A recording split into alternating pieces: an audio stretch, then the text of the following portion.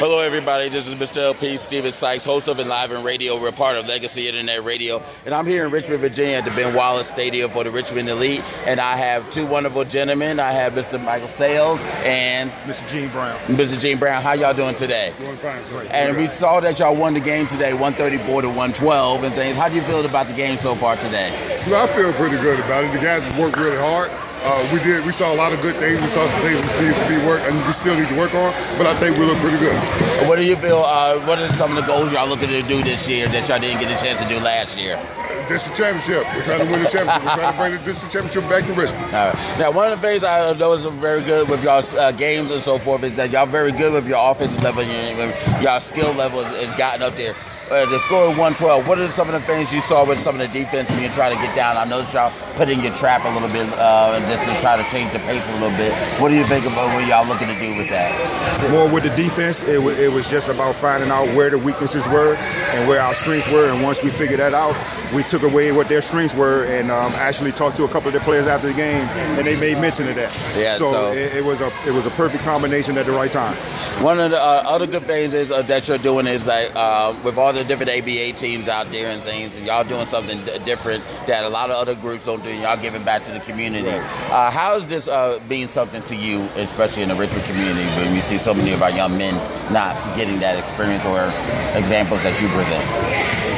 I think pretty much we always teach, and I was taught this, that is we're playing basketball, but it's really about life.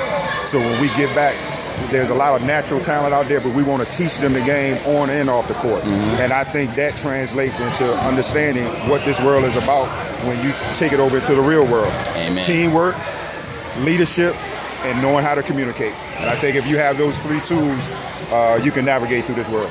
Now, you being the youngest man around here and things of everybody, what is something that you see now as a coach and things that you wish that you could have did when you were younger? Well, I mean, I certainly wish I could have jumped like you does. Handle the ball like Luke Bunn does. But yeah, I see the talent in these young guys, man. I think about when I played, and I was like, man, these guys are so remarkable. The game has changed so much. Well, the game hasn't changed, but the way players approach the game has changed. It's just making for a better and faster game. We see a lot more wing. We don't see the post-up plays no more.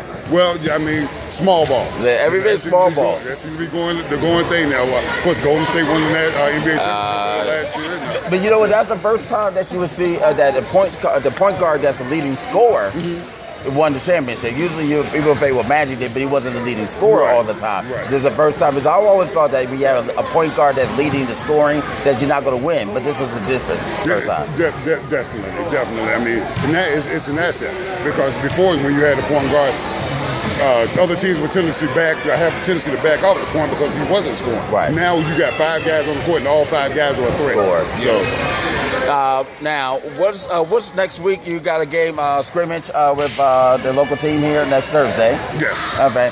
What is you mentioned that you're gonna work on your defense and other things. What are some of the things that you're telling the guys to help prepare mentally for next week? You got about 5 or 6 days off before your next game. Right. So, what are some of the things that you're doing to try to keep them going? Well, just basically, we communicate with each other very well.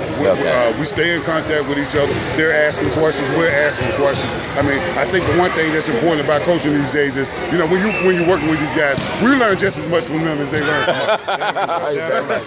Definitely. Very much so. It's our team. It's not just a coach's team. It's our team. Amen. I want to thank y'all very much for your time and everything. I would look forward to seeing y'all the rest of the season. Thank you very much. Thank you. Bye-bye.